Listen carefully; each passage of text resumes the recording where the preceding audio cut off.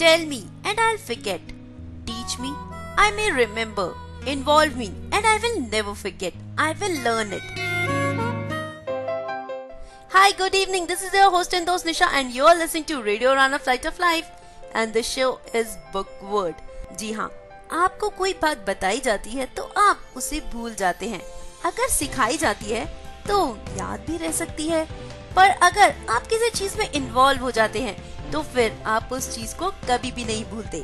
ऐसे ही है हमारी आज की नॉवल, जो कहानी है एक टीचर की। वो टीचर जो बच्चों को सिर्फ सिखाता नहीं है, उन्हें इन्वॉल्व कर लेता है, उन्हें हर चीज को प्रैक्टिकली समझाता है और उनके साथ एक रिलेशन एस्टैब्लिश करता है। आजकल के टीचर्स या आजकल के स्टूडेंट्स की तरह नहीं। टीचर्स को लगता है कि जाओ पढ़ाओ और काम खत्म, उसके बाद बच्चे क्या करे क्या नहीं, हमें क्या लेना देना। और वहीं बच्चों के मन में भी टीचर्स के लिए वो रिस्पेक्ट नहीं है जो पहले होती थी। जो पहले लोग टीचर को गुरु मानते थे, उनकी रिस्पेक्ट करते थे, उन्हें भगवान के बाद का दर्जा देते थे। आजकल के बच्चों का वैसा नहीं है।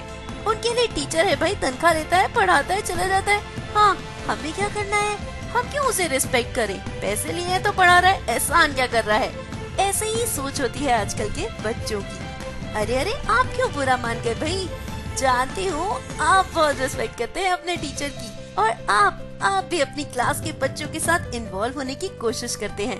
बट जो मैं बात कर रही हूँ वो एक जनरल बात है, किसी स्पेसिफिक पर्सन के ऊपर ये अप्लाई नहीं भी हो सकता, because exceptions are always there. तो एक्सेप्शन तो हमें हर जगह मिल ही जाते हैं। और दोस्तों, मैं साथ साथ आपको ये भी कहना चाहती हूँ कि मेरे पास आजकल बहुत सारी रिक्वेस्ट भी आ रही हैं नॉवेल्स के लिए। जो लोग चाहते हैं कि मैं उनकी सजेस्ट की हुई नॉवेल इस शो में लाऊं, बट अगर आज आपकी सजेस्ट की हुई नॉवेल नहीं है तो मैं माफी भी चाहती हूँ और आपको अश्योर करती हूँ कि जो आपने मुझे नॉवेल कही है वो मैं लाऊंगी जरूर, बट थोड़ा सा टाइम मुझे दीजिए। एक एक करके ही ला पाऊंगी, सब एक साथ तो आ नहीं सकती। इसलिए आज ये नॉवेल जो मैं लेकर आई हूँ इसे एंजॉय कीजिए, क्योंकि इसमें आपको बहुत कुछ सीखने को मिलेगा। ये नॉवेल जो एक सच्ची कहानी है, एक टीचर की जिंदगी की सच्ची कहानी, एक इंसान की सच्ची कहानी जो उसने एज अ टीचर फील किया, कैसे उसने बच्चों को पढ़ाया, बच्चों को समझाया, और वो बच्चे जो टीचर को पहले रिस्पेक्ट नहीं करते थे वो बाद में उन्हें दिल से प्यार करने लगे। तो ये कहानी सुनकर आप बहुत कुछ सीख सकते हैं, अपने बच्चों को सिखा सकते हैं और टीचर और स्टूडेंट के रिलेशनशिप को क्लोजली समझ सकते हैं। ये रिलेशन जो हर किसी की जिंदगी में आता ही आता है। और टीचर का मतलब ये नहीं है जो आपको स्कूल में पढ़ाए, कोई भी टीचर हो सकता है जिससे आप सीखे, कोई भी हो सकता है जिसे आप अपना मेंटर माने और जिंदगी में आगे बढ़ने के लिए जिसके सजेशंस की आपको जरूरत हो, पर उसे रिस्पेक्ट करना जरूरी है। और अगर आप किसी के मेंटर बनना चाहते हैं तो आप पहले ये देख लीजिए कि आपके अंदर वो क्वालिटीज हैं या नहीं। तो चलिए, अब बातें बहुत हो गई, अब हम बात करते हैं आज की नॉवेल के बारे में। जी हाँ, आज की नॉवेल है टू सर विद लव, जो कि ऑटोबायोग्राफी है E.R. ब्रेथवेट की, जिसे उन्होंने 1959 में लिखा, और ये कहानी है यूनाइटेड किंगडम की। 1967 में इस नॉवेल के ऊपर एक फिल्म बनाई गई जिसका नाम भी रखा गया टू सर विद लव, जिसमें सिडनी पॉटर और लुलू ने काम किया। और इस मूवी का टाइटल सॉन्ग उस साल का नंबर 1 हिट सॉन्ग रहा। साथ ही 2007 में रॉय विलियम्स ने इस नॉवेल को रेडियो पर ड्रामेटाइज किया। जी हाँ, ये नॉवेल जो मिस्टर E.R. ब्रेथवेट की ऑटोबायोग्राफी है। उन्होंने अपनी टीचिंग एक्सपीरियंस के छोटे छोटे इंसिडेंट्स को एक बुक में फॉर्म किया है, और ये इंसिडेंट्स बहुत इंटरेस्टिंग है, बहुत इंफॉर्मेटिव है, और इन इंसिडेंट से हम बहुत कुछ सीख सकते हैं। Mister E.R. Braithwaite, who was a black man, he was born in 1922 in British Guiana. Edward Ricardo Braithwaite, जी हाँ, इनका बचपन बहुत मुश्किल नहीं था क्योंकि इनके दोनों पेरेंट्स ऑक्सफोर्ड से एजुकेटेड थे। इन्होंने अपनी स्कूल की एजुकेशन ब्रिटिश गुहाना के एलीट स्कूल से ली। उसके बाद वहाँ के क्वींस कॉलेज में पढ़ाई की। उसके बाद ये न्यूयॉर्क चले गए और वहाँ के सिटी कॉलेज से इन्होंने हायर एजुकेशन ली। उसके बाद ये ब्रिटेन वापस आए और यहाँ पर इन्होंने एयरफोर्स ज्वाइन किया। He worked as a Royal Air Force pilot. और वॉर के टाइम इनके मन में था अपनी कंट्री के लिए प्यार और अपनी कंट्री के लिए मर मिटने को भी तैयार थे, जिसके लिए इन्होंने वॉर में पार्ट लिया और वहाँ पर एयरफोर्स पायलट की भूमिका निभाई। और वॉर के बाद क्योंकि ये काफी एजुकेटेड भी थे, साथ साथ इन्होंने फिजिक्स में डिग्री भी ली थी ऑक्सफोर्ड कॉलेज से। ये अपना career as a engineer pursue करना चाहते थे। इन सारे सालों में इन्होंने कभी भी ब्लैक और व्हाइट के बारे में नहीं सोचा, कभी भी ब्रिटेन में हो रही डिस्क्रिमिनेशन के बारे में नहीं सोचा। शायद आपको पता ही होगा कि उस टाइम ब्लैक और व्हाइट के बीच में बहुत ज्यादा डिस्क्रिमिनेशन किया जाता था। सेवरी सिस्टम तो खत्म हो चुका था, पर लोगों ने उन्हें एक्सेप्ट नहीं किया था। ब्लैक लोगों को अच्छी जॉब्स तक नहीं मिलती थी, यहाँ तक कि अगर आप रेस्टोरेंट में जाओ तो एक व्हाइट वेटर ब्लैक पर्सन को सर्व नहीं करता था, चाहे वो ब्लैक पर्सन बहुत ज्यादा एजुकेटेड हो, बहुत ज्यादा फाइनेंशियली वेल ऑफ हो, फिर भी व्हाइट पर्सन को ब्लैक को सर्व करने में बहुत इंफीरियर फील होता था। वो अवॉइड करता था किसी ब्लैक को सर्व करना और उनके साथ इल ट्रीटमेंट किया जाता था। बहुत गंदी नजर से सब लोग देखते थे। तो ऑफिशियली वो कोई गलत स्टेप नहीं उठा सकते थे, पर कुछ भी बहाना बना देते थे। ऐसे ही जब मिस्टर ब्रेथवेट ने जॉब ढूंढना शुरू किया तो उन्हें हर जगह से डिसअपॉइंटमेंट ही उठानी पड़ी। इस बुक में मिस्टर ब्रेथवेट ने उस टाइम की डिस्क्रिमिनेशन के बारे में भी बताया है, साथ साथ क्योंकि उन्हें मजबूरन एज अ टीचर जॉब करनी पड़ी, क्योंकि उन्हें एज अ इंजीनियर किसी ने जॉब नहीं दी, तो वो सारे एक्सपीरियंसेस भी दिए हैं। कैसे उन्होंने व्हाइट और ब्लैक के बीच में डिस्क्रिमिनेशन खत्म करने की कोशिश की, कैसे उन्होंने उन बच्चों को जो कि बहुत ही बिगड़े हुए थे, जो बाकी स्कूल से निकाल दिए गए थे, रेस्टिकेट कर दिए गए थे, उनकी गलत हरकतों की वजह से उन सभी बच्चों को वो एक राइट डायरेक्शन में ले गए। इस सब के लिए उन्होंने जो एफर्ट्स उठाए, जो चेंजेस किए, उन सब पर बेस्ड है ये novel To Sir with Love. तो चलिए अब हम शुरू करते हैं इस नॉवल को पहले चैप्टर के साथ।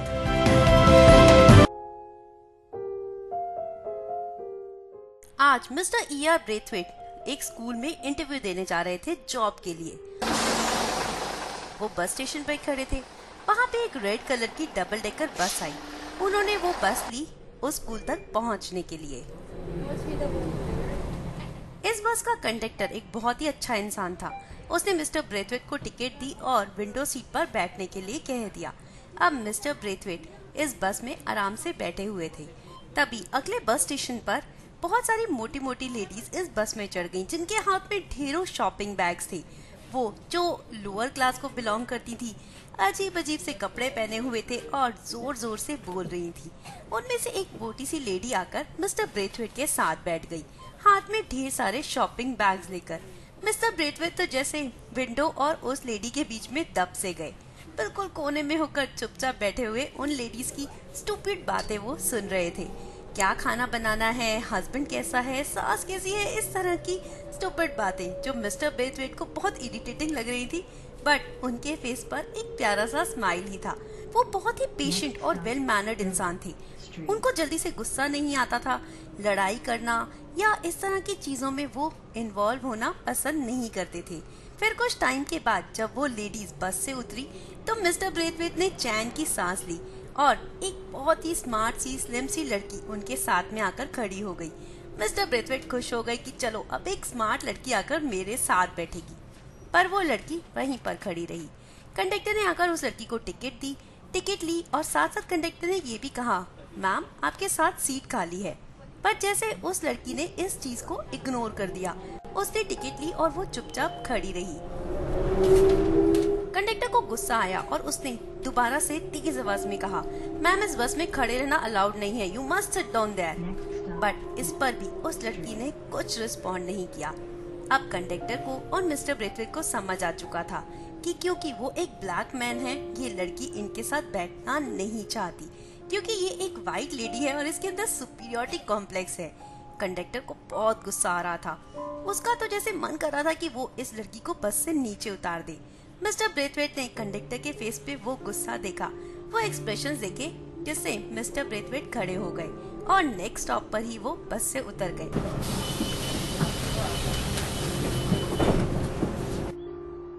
उनके बस से उतरते ही वो लड़की उस सीट पर बैठ गई जहां मिस्टर ब्रेथवेट बैठे थे, जिसे देखकर मिस्टर ब्रेथवेट को बहुत गुस्सा आया।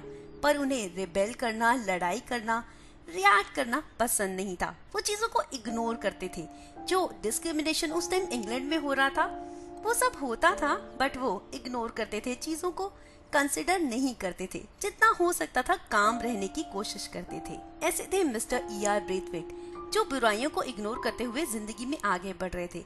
वो चुपचाप इस बस से उतरे उस स्टॉप पर जहां उन्हें उतरना नहीं था। उसके बाद उन्होंने आगे का रास्ता दूसरी बस में कवर किया।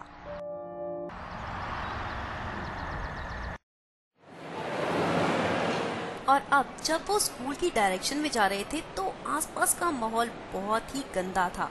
बहुत ही गंदी स्मेल आ रही थी, शोर था, फ्लाइज थी हर जगह, जैसे मक्खियां बैठी हुई बिन बिन आ रही, और इतनी गंदी सी स्मेल कि जहां मिस्टर ब्रेथवेट के लिए चलना भी मुश्किल हो रहा था।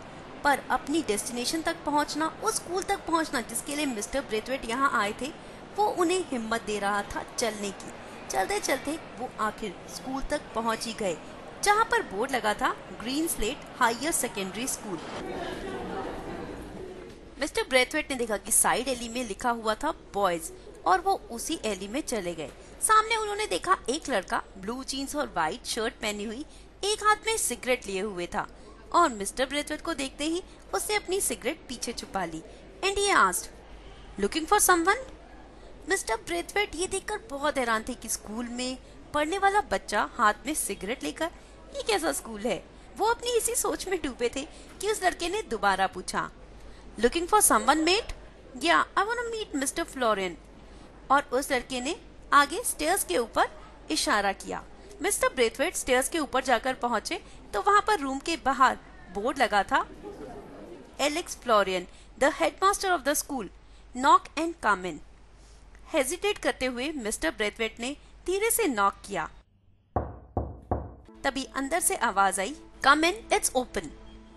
और जब मिस्टर ब्रेथवेट अंदर गए तो वहां पर एक बहुत ही छोटा सा व्हाइट हेयर वाला बड़ी एज का आदमी चेयर पर बैठा था। उसकी ग्रीन और बड़ी बड़ी आईज मिस्टर ब्रेथवेट को ऐसे देख रही थी जैसे कि आज वो कोई नई डिस्कवरी करने वाले हैं। उन्होंने मिस्टर ब्रेथवेट की तरफ हाथ बढ़ाते हुए कहा, you must be Mister Braithwaite, we have been looking for you. Mister Braithwaite ने उनसे हाथ मिलाया और फिर हेडमास्टर ने उन्हें बैठने के लिए कहा। उसके बाद हेडमास्टर ने पूछा, you must have had some difficulty reaching us as we are a bit hidden from the road. Mr. Braithwaite, no, I didn't face any kind of difficulty because I just followed the route given to me. Mr. Florin, oh, that's cool.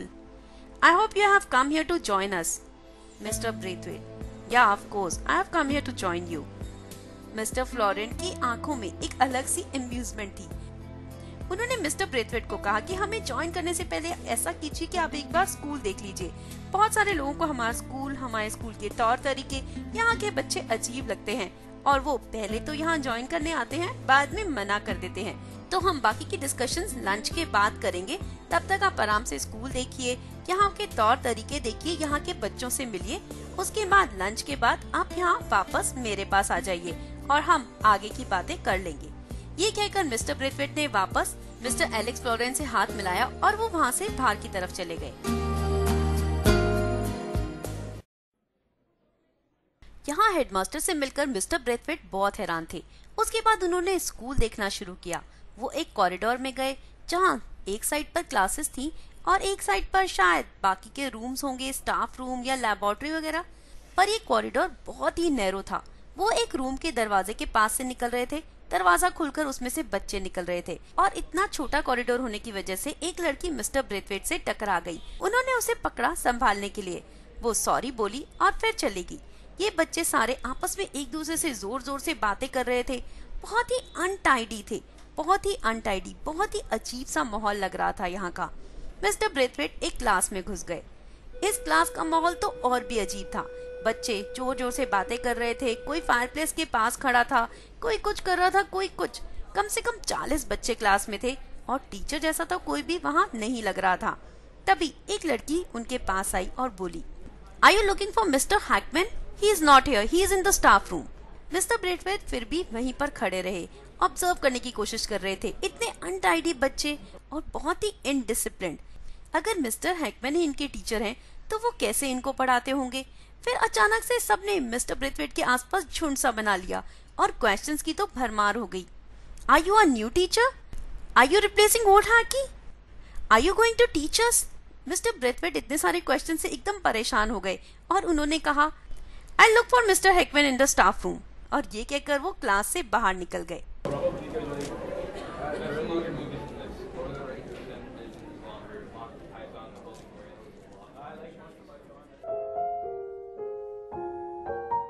और जब वो staff room में पहुंचे तो यहाँ पर तो कुछ और ही नजारा था। सामने एक बहुत ही ह्यूज सा आदमी, बहुत ही अनटाइडी सा, रेड शर्ट, ब्लू जीन्स और हाथ में सिगरेट लिए हुए बैठा था। मिस्टर ब्रेथवेट को देखते ही उसने कहा, are you a new lamb in the slaughter और should I call you black sheep?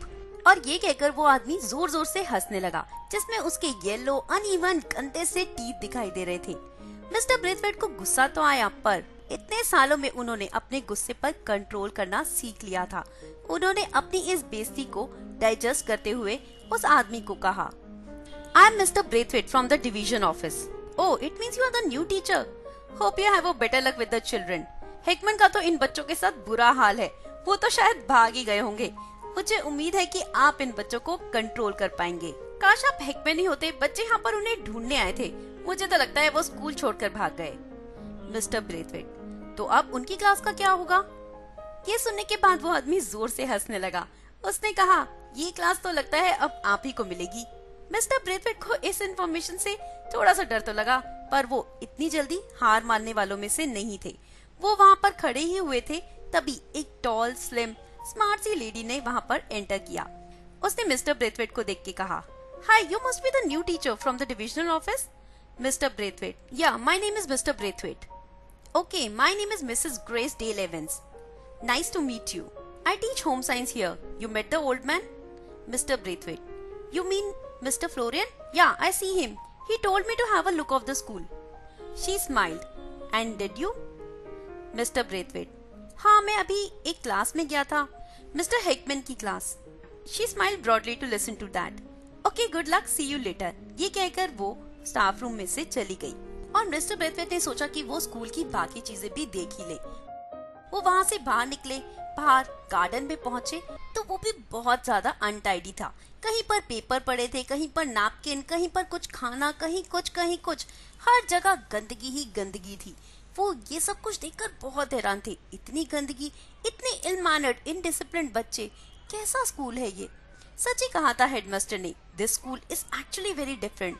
वो इस स्कूल को अपने उस स्कूल के साथ कंपेयर करने लगे जिस स्कूल में उन्होंने पढ़ाई की, जिस स्कूल में जाकर वो सब कुछ सीखे।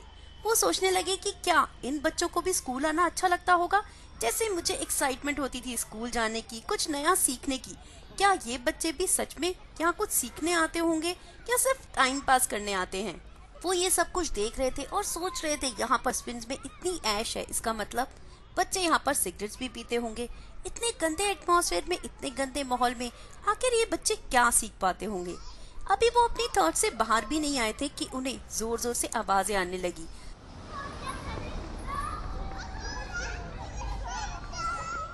हर तरफ बच्चे भाग रहे थे, शोर मचा रहे थे। उन्हें समझ में आया कि अब रिसेस हो चुकी है। वो भी वापस स्टाफ रूम में पहुंच गए। वहाँ पर मिसेस डेल एवंस चाय बना रही थी और बाकी के टीचर्स भी वहाँ बैठे थे। यहाँ पर मिसेस डेल एवंस ने उन्हें बाकी सब टीचर्स के साथ इंट्रोड्यूस कराया। एक एक करके मिस्टर ब्रेथवेट ने सबको अपनी इंट्रोडक्शन दी और सबके साथ मिक्सअप होने की कोशिश की। और यहीं पर उन्हें मिलाया गया मिस जूलियन ब्लैंचर्ड से, जो कि नई टीचर थी। इसी वेडनेसडे को उन्होंने ज्वाइन किया था। ब्यूटी के लिए सबकी अलग अलग डेफिनेशन होती है। कहते हैं ना, beauty lies in the eyes of beholder. ऐसे ही हर किसी की डेफिनेशन अलग होती है। But here for Mister Braithwaite, this Julian Blanchard was the most beautiful woman he had ever seen. She was very elegant, very smart. Her skin had a rich olive tint, जो उन्हें Jewish या फिर Italian look दे रही थी। उनके बाल बिल्कुल black थे, उनकी ब्लैक डीप आईज थी, and she was very tall, very slim and very smart. Mister Braithwaite तो जैसे उन्हें देखते ही रह गए। यहाँ पर सभी टीचर्स आपस में बातें कर रहे थे, अपनी क्लास के बारे में, स्टूडेंट्स के बारे में, उनके उस दिन के या फिर पिछले दिन के एक्सपीरियंसेस के बारे में। मिस्टर ब्रेथवेट विंडो के पास जाकर खड़े हो गए। तभी वहाँ मिस क्लिनरिज आई। उन्होंने बहुत ही सॉफ्ट वॉइस में मिस्टर ब्रेथवेट से पूछा, Are you going to stay here? Actually, we all have a rather tough time here. The students are real nasty, but I would really appreciate if you would stay here and be with us. और फिर वो जाकर सभी teachers के साथ खड़ी हो गई और उन्हें बताने लगी कि वो मिस्टर ब्रेथवेट को कह रही हैं कि वो इन लोगों के साथ रहें, पेशेंस के साथ रहें और बच्चों को हैंडल करने की कोशिश करें। मिस्टर हैगमैन की तरह यूं बीच में छोड़कर ना भागे। और जैसा कि मिस्टर हैगमैन चले गए हैं, हम लोगों को बैडली एक रिप्लेसमेंट की जरूरत है और मिस्टर ब्रेथवेट को यहाँ रुककर हमारा साथ देना ही चाहिए। फिर सब अपनी अपनी बातें करने लगे और बोलने लगे कि क्या मिस्टर ब्रेथवेट उनके एक्सपीरियंस के बारे में सुनना चाहेंगे। तो मिस क्लिनरिज ने कहा कि हम यहाँ इनको एनकरेज करना चाहते हैं, डिस्करेज नहीं। अगर आप अपने एक्सपीरियंसेस बताएंगे तो ये पक्का ही डिस्करेज हो जाएंगे। तो दोस्तों, आप सुन रहे हैं novel To Sir with Love, जो कि ऑटोबायोग्राफी है मिस्टर E.R. ब्रेथवेट की, जो कि ब्रिटेन में रहते थे और एक ब्लैक मैन थे। आपने देखा कि यहाँ पर उन्हें किस तरह की डिस्क्रिमिनेशन का सामना करना पड़ा, बट फिर भी उन्होंने काम रहकर इस सब को फेस किया, जिससे पता चलता है कि वो कितने काम थे। गुस्सा उनमें जैसे था ही नहीं। होता तो गुस्सा हर किसी में है, पर उसे कंट्रोल करना आना चाहिए। यहाँ पर मिस्टर ब्रेथवेट हमें समझा रहे हैं कि गुस्से को कंट्रोल करना कितना जरूरी है। अब वो उस स्कूल में उस जगह पर आप पहुँचे हैं जहाँ पर होना कोई भी नहीं चाहता, और मिस्टर ब्रेथवेट जो कि बहुत अच्छी जगह से पढ़े, बहुत अच्छी फैमिली के साथ रहे, बहुत अच्छा सब कुछ उन्होंने देखा, उनके लिए इतने एडवर्स कंडीशंस में काम करना क्या आसान होगा? नहीं, इतने एडवर्स कंडीशंस में किसी के लिए भी काम करना आसान नहीं हो सकता। रिसेस के खत्म होते ही मिस ब्लांचर्ड को छोड़कर सारे टीचर्स अपनी अपनी क्लास की तरफ चले गए। मिस ब्लांचर्ड वहीं बैठकर अपनी कॉपीज का पाइल बना रही थी। उन्होंने मिस्टर ब्रेथवेट की तरफ देखा। Don't you want to sit here? Mister Braithwaite उनके साथ जाकर बैठ गए। Are you a new appointment? Yeah, but I'm wondering why all of them are asking me again and again whether I will stay here or not. Miss Blanchard: Even I don't know. You know, I'm a newcomer. It's been 2 or 3 days, and everyone had the same reaction with me also. So what could I say? But after saying that, she started talking to herself. ये school कुछ अलग है। यहाँ के तौर तरीके बहुत अलग हैं। यहाँ पर बच्चों को पनिश नहीं किया जाता। उनकी गलतियों के लिए किसी भी तरह की कोई पनिशमेंट नहीं। उन्हें हक है कि वो अपने लिए अपनी बातें किसी के भी सामने रख सकते हैं, कुछ भी बोल सकते हैं, कुछ भी कर सकते हैं। हम उन्हें पनिश नहीं कर सकते। बहुत ही अजीब, बहुत ही डिफरेंट स्कूल है ये। मिस्टर ब्लांचर्ड को मिस जूलियट को सुनने में बहुत मजा आ रहा था। उनकी वो प्यारी स्वीट वॉइस सुनने में बहुत मजा आ रहा था। तो वो कोई क्वेश्चन करना नहीं चाहते थे, बस उनको सुनना चाहते थे। Still he asked, "Are the students difficult to handle, Miss Blanchard?" At least for me, yes, they are very very difficult to handle. मुझे लगता है यहाँ पर काम करना हर किसी की बस की बात नहीं। यहाँ का एटमॉस्फेयर फ्राइटनिंग भी है और चैलेंजिंग भी है, और मेरे लिए यहाँ पढ़ाना बहुत डिफिकल्ट है। You know, मुझे पहले पढ़ाने का एक्सपीरियंस भी नहीं है। This is my first time. Boys तो फिर भी ठीक है, बट गर्ल्स तो मुझे ऐसे दिखती हैं कि जैसे वो सिर्फ मेरे कपड़े और मेरी प्राइवेट लाइफ में इंटरेस्टेड हैं। जो मैं पढ़ा रही हूँ उससे उन्हें कोई लेना देना नहीं। तभी दरवाजा खुला और मिसेस डेल एवंस ने वहाँ पर एंटर किया। वो अपना रूटीन का काम करने लगी, कप्स वप्स इकट्ठे करके सारी चीजें वहाँ पर ठीक करने लगी। इन दोनों की तरफ देखकर उन्होंने स्माइल किया और कहा, एक बात अरेंज करना है। किंटी की क्लास की वो जो मर्फी गर्ल है, किड्स बहुत कंप्लेन कर रहे हैं कि स्मेल आ रही है, कोई उसके साथ बैठना नहीं चाहता। मिस्टर ब्रेथवेट: यूरिनेशन प्रॉब्लम और something? Mrs Dale Evans: no no, she has been wearing the same sanitary napkin for I think 4 or 5 days. That's why she is stinking like hell. तो मेल टीचर्स के लिए तो कुछ मुश्किल नहीं, हमें देखो क्या क्या करना पड़ता है।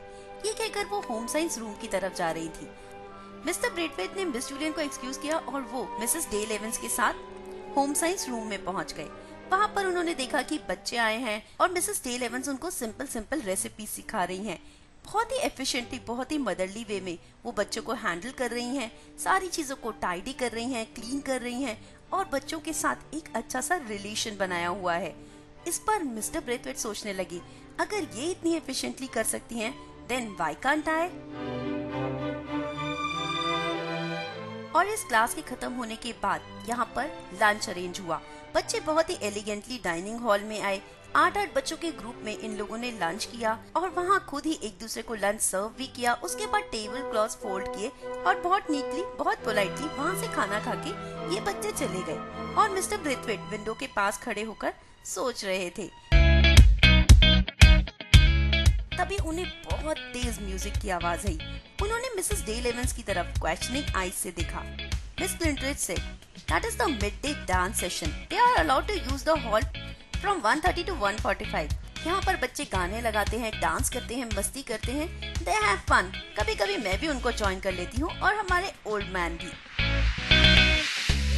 तभी मिस्टर वेस्टन अपनी चेयर से खड़े हुए और बहुत ही तेज आवाज में बोले, "क्यों हमारे इन सनबर्न फ्रेंड को मिसलीड कर रही हो? इन स्टूपिड्स, इन पागलों को देखकर समझ में आ जाएगा कि ये जो डांसिंग कर रहे हैं ये हमें बेवकूफ बनाने के लिए, मस्ती के लिए नहीं।" ये कहकर वो फायरप्लेस के पास चले गए। मिसेस डेल एवंस, "इनकी बातों पर ध्यान मत दो, ये कुछ भी बोलते हैं।" मिस्टर वेस्टन, "अच्छा, I am sure that our nice weathered friend would soon realise what it is all about. I hope that he is purer than his predecessors." और ये कहकर वो कमरे से बाहर चले गए। मिस्टर ब्रेथवेट को भी याद आया कि उन्होंने लंच के बाद हेडमास्टर से मिलने का प्रॉमिस किया था। वो भी रूम के बाहर निकलने लगे। उनके साथ साथ मिस जूलियन भी चल पड़ी। "मिस जूलियन, अगर कोई मुझे ऐसा बोले ना तो मैं उसे खींच के 2 थप्पड़ मारूं। आई डोंट नो तुमने रिएक्ट क्यों नहीं किया?" मिस्टर ब्रेथवेट ने इस पर स्माइल किया और कुछ भी नहीं कहा। ये दोनों उन बच्चों के पास से गुजर रहे थे जो डांस कर रहे थे। मिस्टर ब्रेथवेट, "मुझे तो लग रहा है कि ये बच्चे बहुत मजा कर रहे हैं। They are actually having fun." Miss Julian, "हाँ, देखो उन लड़कियों को, अच्छा डांस कर रही हैं। काश मैं भी ऐसा डांस कर सकती।" मिस्टर ब्रेथवेट, "ज्वाइन करना चाहोगी उन्हें?" तभी एक लड़की मिस्टर ब्रेथवेट के पास आकर खड़ी हो गई। "Do you want to join us?" ये सुनकर मिस्टर ब्रेथवेट चेप गए और मिस जूलियन तो वहाँ से भाग ही गई। मिस्टर ब्रेथवेट भी ऑफिस की तरफ चल पड़े। मिस्टर फ्लोरेन अपने डेस्क पर बैठे थे और मिस्टर ब्रेथवेट को देखते ही उन्होंने डायरेक्टली ही पूछ लिया, "तो फिर क्या विचार है आपका?" Mister Braithwaite, "I'll have a shot at it." उन्होंने अपने एंथुसियाज्म को कंट्रोल करते हुए कहा। Mister Florian, "Oh, that's good. Now let's get you into the picture." और उसके बाद उन्होंने बहुत ही पोलाइटली अपनी पॉलिसीज, स्कूल के लिए जो उनकी पॉलिसीज हैं, वो एक्सप्लेन करना शुरू किया। ब्रेथवेट, तुमने हमारे स्कूल के बारे में शायद बहुत कुछ सुना होगा। हमारे बारे में बाहर बातें होती रहती हैं, बट अनफॉर्चुनेट ये है कि वो बातें उन लोगों की तरफ से होती हैं जो हमें कभी समझे ही नहीं, जिन्हें हमारे यहाँ के तौर तरीके पसंद नहीं, वो तरीके पसंद नहीं जो हम यहाँ बच्चों के साथ यूज करते हैं उनको एक अच्छा इंसान बनाने के लिए। In this school generally all the students can be classified as difficult, but Braithwaite, उसका भी एक कारण है। ये बच्चे अपने पिछले स्कूलों से निकाले गए हैं क्योंकि इन्होंने अथॉरिटी के खिलाफ, मैनेजमेंट के खिलाफ आवाज उठाई। वो मैनेजमेंट ठीक थी या नहीं, इस बात से किसी को कुछ लेना देना नहीं। वहाँ पर बच्चों के अंदर एक डर पैदा किया जाता है, उन्हें पनिश किया जाता है, उन्हें स्टिक से या कैसे भी मारा जाता है, उनके साथ इल ट्रीटमेंट किया जाता है। उस पर कोई ध्यान नहीं देता, पर अगर स्टूडेंट जवाब दे तो मैनेजमेंट ये सह नहीं सकती। और ये बच्चे वो हैं जिन्होंने उस पनिशमेंट को बियर करने से इनकार कर दिया। यहाँ पर हमारे स्कूल की पॉलिसीज कुछ डिफरेंट है। यहाँ पर हम मानते हैं कि ये बच्चे वो यंग मेन एंड वुमेन हैं जो कि डेवलपमेंट के फेज से गुजर रहे हैं, और डेवलपमेंट कभी भी रिस्ट्रिक्टेड या फिर फोर्सफुल नहीं होनी चाहिए। उनको अपनी डेवलपमेंट अपने हिसाब से करने देनी चाहिए। अगर आपको एक अथॉरिटी मिल गई है तो आपको उसका मिसयूज नहीं करना चाहिए। और ब्रेथवेट, यहाँ आसपास का एरिया तुमने देखा होगा, यहाँ पर आसपास के बच्चे बहुत ही पुअर फैमिलीज को बिलोंग करते हैं। उनको ना प्रॉपर खाना मिलता है, ना प्रॉपर रहने की जगह और ना प्रॉपर क्लोथिंग। तो उनके ऊपर एक अलग सा प्रेशर, एक अलग सी टेंशन उनकी लाइफ में हमेशा रहती है, और जिसकी वजह से इनकी स्पिरिचुअल, फिजिकल और मॉरल ग्रोथ रिस्ट्रिक्ट हो जाती है। और यहाँ इस स्कूल में हम उनकी इंटेंशंस और प्रेशर्स को समझकर उनकी हेल्प करना चाहते हैं। तुम खुद ही सोचो, वो बच्चे जिनके घर में अच्छा खाना नहीं है, पहनना नहीं है, उनके घर में कभी लड़ाई झगड़े होते रहते हैं, किसी के पेरेंट्स को काम मिलता नहीं है, कोई करना नहीं चाहता। अब वो बच्चे जो कि ऐसे घर में रहे, पूरी रात लड़ाई झगड़े देखें, सुबह एक ढंग का ब्रेकफास्ट ना मिले, उनसे हम क्या उम्मीद करेंगे कि वो मैथ्स के सम्स में इंटरेस्ट लें, कि उन्हें हम स्पेलिंग्स ठीक ना करने के लिए पनिश करें? तो मिस्टर ब्रेथवेट जब यहाँ पर मिस्टर फ्लोरेन के ऑफिस में आए थे तो वो सोच कर आए थे कि जो भी ये प्रपोज करेंगे, जो भी कहेंगे, वो मिस्टर ब्रेथवेट रिगार्ड के साथ एक्सेप्ट करेंगे। पर उनकी ये स्पीच, बच्चों की एक कंडीशन समझाना मिस्टर ब्रेथवेट को थोड़ा इरिटेट कर रहा था। वो सोचने लगे कि चाहे इन लोगों के पास खाना नहीं है, अच्छा क्लोथिंग नहीं है, पर ये लोग वाइट हैं और इनके अंदर एक सुपीरियरिटी कॉम्प्लेक्स तो है ही।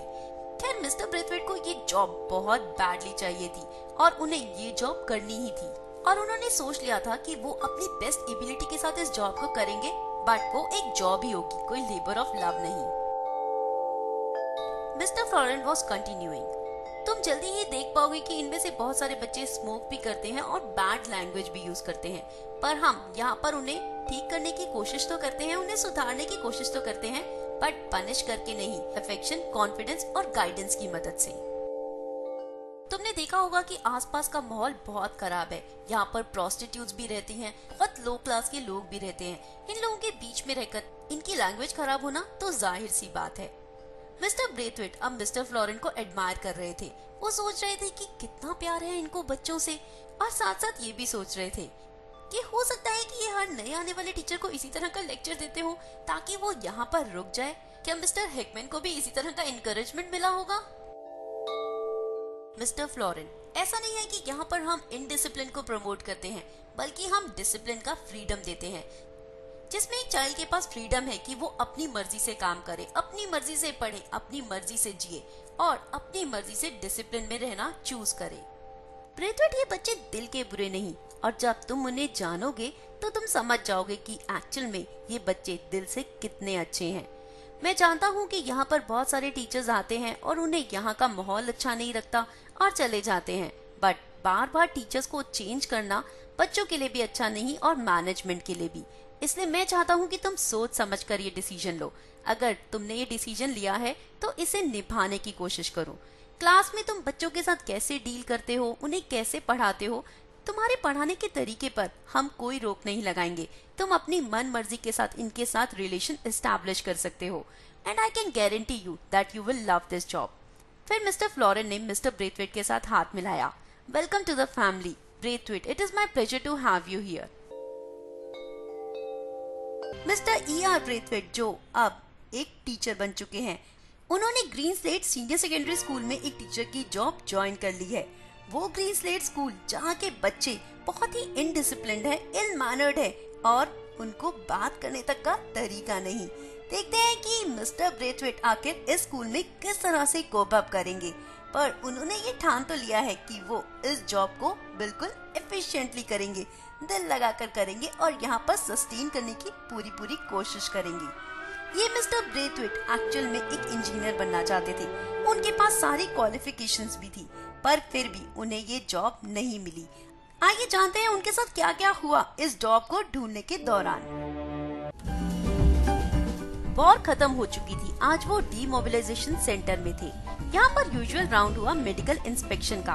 उसके बाद उन्हें अपने सर्विस इक्विपमेंट्स वापस करने थे, जिसके बाद उन्हें अलाउंस ग्रांट किए गए, साथ साथ सिविलियन ड्रेस भी।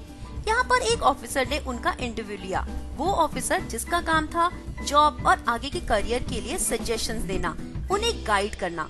मिस्टर ब्रेथवेट के बारे में जब उन्हें पता चला कि इनके पास साइंस की डिग्री है और साथ साथ इंजीनियरिंग और टेक्नोलॉजी में एक्सपीरियंस भी, तो उन्होंने मिस्टर ब्रेथवेट को एश्योर किया कि आपको एक अच्छी जॉब जरूर मिल जाएगी।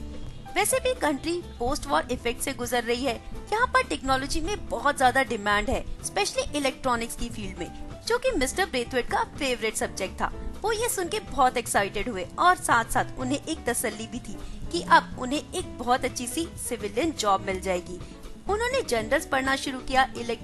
इंजीनियरिंग और टेक्नोलॉजी को लेकर उन्होंने और ज्यादा किताबें पढ़ना शुरू किया। साथ साथ इन ऑफिसर ने उन्हें एक लेटर ऑफ रेफरेंस भी दिया और कहा कि आप लंदन में जाइए, वहाँ पर एक रिक्रूटमेंट एजेंसी है, आप वहाँ जाकर कहिए तो वो आपको एक सुटेबल जॉब सजेस्ट कर देंगे। मिस्टर ब्रेथवेट लंदन पहुँचे और वहाँ उनकी एक वेल नोन फैमिली थी। उनके साथ उन्होंने थोड़े दिन टाइम बिताया, थोड़े दिन छुट्टियाँ बिताई, मस्ती की। उसके बाद वो इस अपॉइंटमेंट एजेंसी में जा पहुँचे।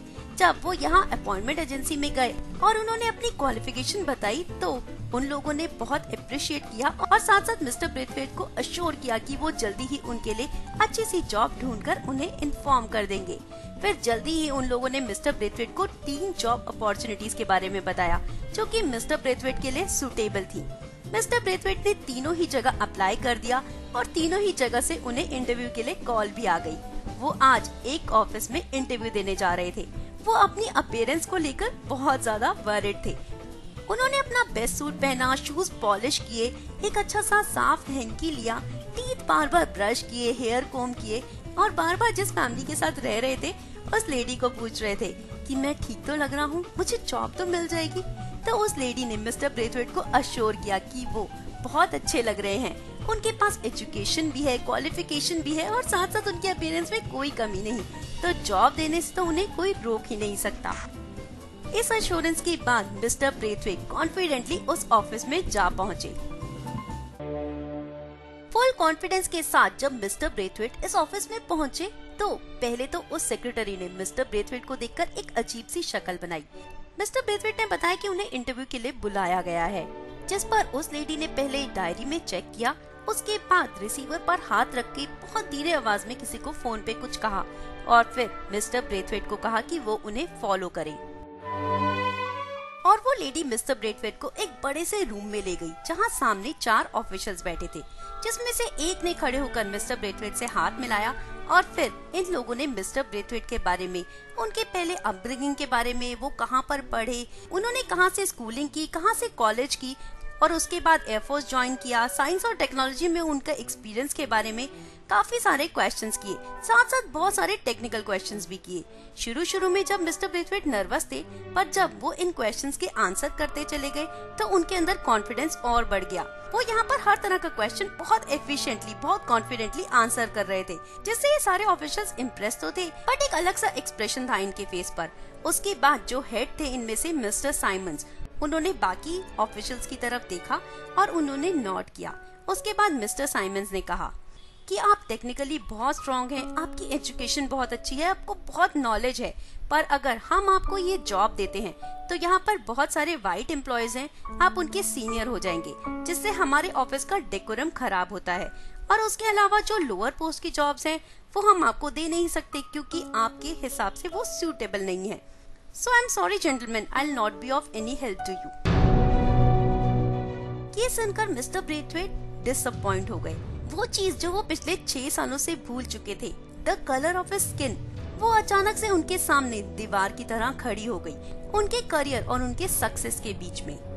वो कलर ऑफ स्किन जो तब मैटर नहीं किया जब उन्होंने एयरफोर्स ज्वाइन किया, जब उन्होंने अपने देश के बाकी व्हाइट सोल्जर्स के साथ अपने देश के लिए मर मिटने की ठान ली थी, तब ये कलर बिल्कुल मैटर नहीं करता था। जब उन्हें फ्लाइंग के दौरान कॉम्प्लिकेशंस होती थी और वो उन कॉम्प्लिकेशंस को सॉल्व करते थे, फिर भी अपने देश के लिए मर मिटने का जज्बा उनके अंदर था, तब ये कलर मैटर नहीं करता था। पर आज ये कलर बहुत ज्यादा मैटर करता है। आज इस कलर की वजह से जैसे उनकी जिंदगी रुक रही है। वहाँ से निकलकर जब मिस्टर ब्रेथवेट पेमेंट पर चल रहे थे तो जैसे आसपास की दुकानों के मिरर्स में अपनी शक्ल देखने से भी डर रहे थे, अपनी वो ब्लैक स्किन देखने से भी डर रहे थे, जिसे वो इतने सालों से देखते तो थे, बट कभी भी ऐसा नहीं सोचा कि इसकी वजह से इन्हें इतना कुछ सहना पड़ेगा। वो पास की एक लाइब्रेरी में चले गए। वहाँ जाकर उन्होंने सोचा कि कुछ बुक्स पढ़कर अपना माइंड डाइवर्ट करता हूँ। उसके बाद उन्हें रियलाइज हुआ कि इन लोगों ने जब मेरा नाम पढ़ा होगा तो इन्हें लगा होगा कि मैं एक वाइट पर्सन हूँ, इसलिए इन्होंने मुझे जॉब इंटरव्यू के लिए बुला लिया। अगर इन्हें पहले से पता होता कि मैं ब्लैक हूँ तो शायद ये मुझे बुलाते ही ना और मेरी इतनी मेहनत वेस्ट ना होती, इतना सारा टाइम, इतनी सारी मेहनत मेरी इस तरह से बर्बाद ना जाती। ये सोचकर वो वहाँ से उठे और बाकी दोनों कंपनीज में जहाँ पर उन्हें इंटरव्यू के लिए बुलाया गया था उन्होंने कॉल किया। कॉल कर उन्होंने बताया कि वो एक ब्लैक पर्सन है, अगर इसके बाद भी वो कंपनी उन्हें जॉब देना चाहती है तो मिस्टर ब्रेथवेट खुश होकर वहाँ जॉब करने के लिए तैयार हैं, बट वो ये इन्फॉर्मेशन उन्हें पहले से प्रोवाइड करना चाहते हैं। जिस पर दोनों ही कंपनी से सेम रिस्पांस मिला कि उन्हें मिस्टर ब्रेथवेट के ब्लैक होने से कोई प्रॉब्लम नहीं, बट जॉब वैकेंसी पहले से ही फिल हो गई है। मिस्टर ब्रेथवेट समझ गए थे कि इस ब्लैक कलर की स्किन के साथ उन्हें एक अच्छी जॉब पाना एक्चुअल में बहुत मुश्किल होने वाला है। आज जो वो महसूस कर रहे थे वो था बिट्रेयल ऑफ फेथ। उन्होंने अपने आप को हमेशा एक ब्रिटिश समझा। उन्होंने क्या, उनके पेरेंट्स के पेरेंट्स ने भी हमेशा अपने आप को ब्रिटिश समझा। ब्रिटेन की हिस्ट्री को पढ़ा, उसे हमेशा अपना माना। वो जब अमेरिका में पढ़ने गए तो अगर कोई ब्रिटेन के खिलाफ कुछ कह देता था तो वो उससे हमेशा लड़ने मरने को तैयार हो जाते थे। ब्रिटेन के खिलाफ एक शब्द भी नहीं सुनते थे क्योंकि वो उनकी अपनी कंट्री थी। यहाँ पर उन्होंने हैप्पीली वॉर में पार्ट लिया और अपनी कंट्री के लिए मर मिटने को तैयार थे, पर वो कंट्री हमेशा से उन्हें एक अलग नजर से देखती थी। आज वो बहुत ही डिस्गस्टेड फील कर रहे थे, उनके साथ जैसे धोखा हुआ हो। उन्होंने अपनी अभी तक की सारी जिंदगी एज अ ब्रिटिशर गुजारी थी और आज ये ब्रिटिशर्स ही उनको एक अलग नजर से देखते हैं। उन्होंने एयरफोर्स में जॉब की, देश के लिए लड़ाई की, ये कुछ मैटर नहीं करता। सिर्फ मैटर करता है तो उनकी स्किन का कलर।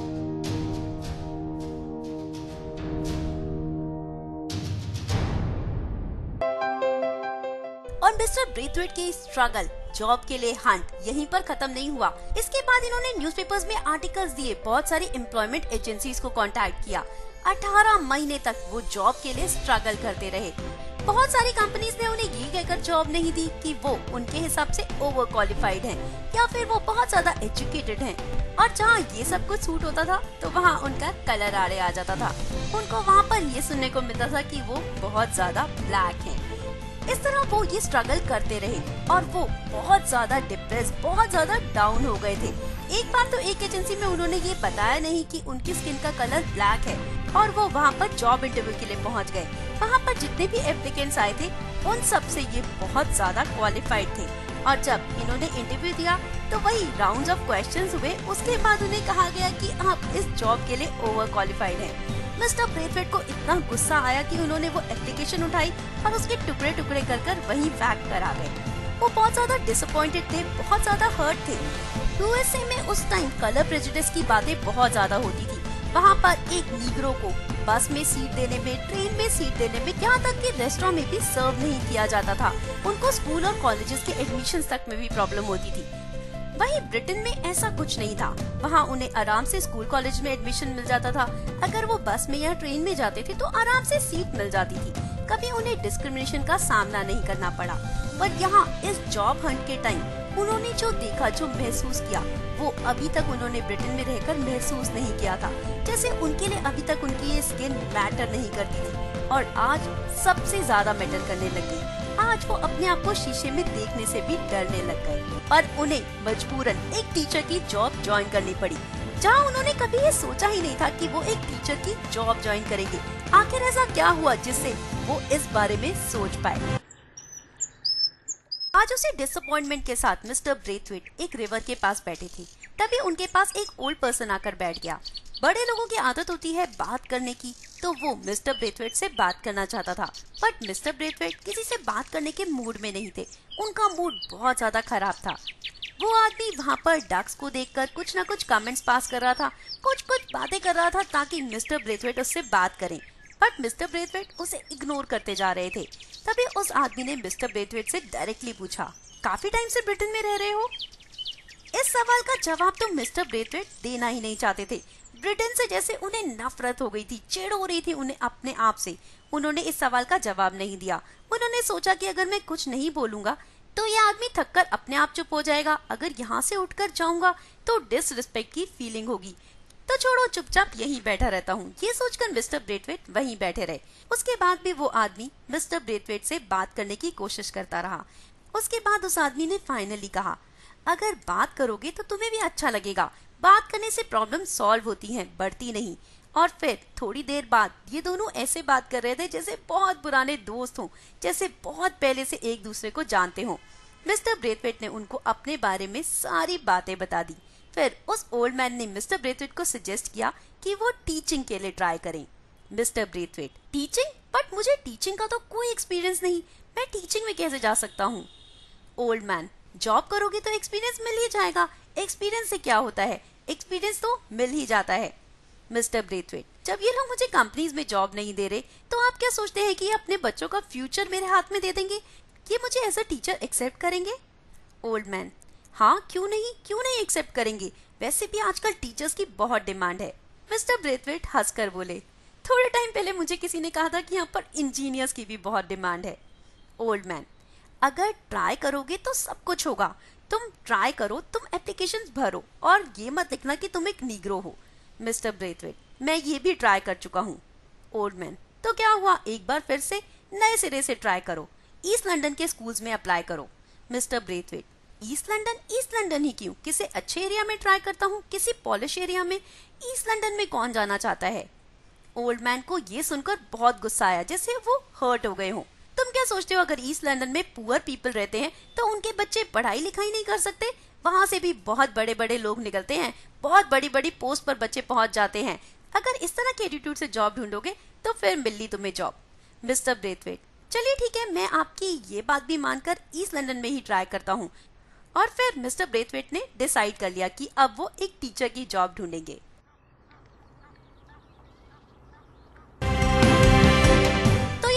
इंसिडेंट जिसने मिस्टर ब्रेथवेट की लाइफ को बदल दिया, उनकी जिंदगी में एक नया चेंज ला दिया। जैसा कि इन ओल्ड मैन ने कहा, मिस्टर ब्रेथवेट ने ईस्ट लंदन के स्कूल में अप्लाई किया और इन्हें जॉब मिल भी गई। इन्हें Green Slate Higher Secondary School से कॉल आ गया, जहाँ का एक्सपीरियंस आपने सुन ही लिया कि स्टार्टिंग का थोड़ा खराब था, बट लेटर ऑन उन्होंने ये जॉब ज्वाइन भी की और इस जॉब के साथ जस्टिफिकेशन भी की। एडवर्ड रिकार्डो ब्रेथवेट, जी हाँ, जो एक टीचर बन गए हैं और आज ये अपने स्कूल के पहले दिन जरा जल्दी स्कूल में जा पहुंचे हैं। मिस्टर ब्रेथवेट ने बड़े एंथुसियाज्म और एनकरेजमेंट के साथ स्कूल के अंदर एंटर किया और एंटर करते ही देखा दो लड़कियां आपस में एक दूसरे को गालियां देकर बात कर रही थी, जिन्हें सुनकर मिस्टर ब्रेथवेट को बहुत अजीब लगा। वो सोचने लगे कि क्या बच्चे ऐसी लैंग्वेज क्लास में भी यूज करेंगे। मिस्टर ब्रेथवेट को देखकर वो लड़कियां थोड़ा साइड तो हो गईं। एक सेकंड के लिए चुप हुई, पर उनको कोई फर्क नहीं पड़ा। मिस्टर ब्रेथवेट आगे गए और उसके बाद वही लैंग्वेज में फिर से वही बातें शुरू। मिस्टर ब्रेथवेट स्टाफ रूम में जा पहुंचे, जहां मिसेस ड्रू पहले से ही बैठी थी। मिस्टर ब्रेथवेट, क्या ये बच्चे क्लास में भी इतनी गंदी लैंग्वेज यूज करते हैं? मिसेस ड्रू, या समटाइम्स। मिस्टर ब्रेथवेट, तो फिर आप कैसे डील करती हैं इनको? मिसेस ड्रू, देखो कैसे डील करना है ये तो मैं तुम्हें नहीं बता पाऊंगी, पर हाँ इतना है कि बहुत सारे बच्चे तो शो ऑफ के लिए ऐसी लैंग्वेज यूज करते हैं, दिखाने के लिए कि हमें भी आती है, या फिर कभी कभी गुस्से में भी यूज करते हैं। अब ये जिस माहौल में रहे हैं वहाँ इसी तरह की लैंग्वेज यूज होती है, तो इनसे ये एक्सपेक्ट करना कि ये जल्दी से सब कुछ छोड़ देंगे और बहुत अच्छे से यहाँ पर बिहेव करेंगे, ये तो पॉसिबल नहीं है। पर हाँ, कई बच्चे आपको इरिटेट करने के लिए, गुस्सा दिलाने के लिए भी ये लैंग्वेज यूज करते हैं। इसलिए मेरा मानना ये है कि हमें इन बच्चों को इग्नोर करना चाहिए। हम जितना ज्यादा इन पर ध्यान देंगे, इस लैंग्वेज के ऊपर ध्यान देंगे, उतना ज्यादा ये और बोलेंगे, हमें और इरिटेट करेंगे। और सही बोलूं ना तो आजकल मेरी क्लास में ज्यादा इस तरह की लैंग्वेजेस यूज नहीं होती। शायद मैं बूढ़ी हो रही हूँ, इनके मन में अपने आप ही रिस्पेक्ट आ गई हो। तो इन बच्चों से कैसे डील करना है ये तो आपको खुद ही देखना होगा। ये कहकर एक एक करके सब टीचर्स अपनी क्लास की तरफ जाने लगे।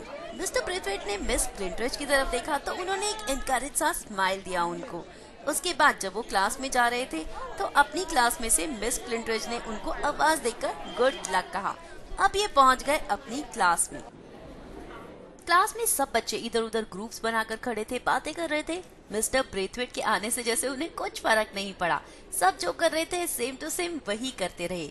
मिस्टर ब्रेथवेट अपनी डेस्क पर जाकर अपनी चेयर पर बैठ गए और उन्होंने अटेंडेंस रजिस्टर खोला। जब उन्होंने अटेंडेंस रजिस्टर खोला और अटेंडेंस लेनी शुरू की तो धीरे धीरे बच्चे डिस्पर्स होने लगे, अपनी अपनी सीट्स पर बैठने लगे। और जब वो किसी बच्चे का नाम बुला रहे थे तो बहुत ही अजीब से रिस्पॉन्सेज, ये, या, हियर, इस तरह के रिस्पॉन्सेज, कोई सर कुछ नहीं।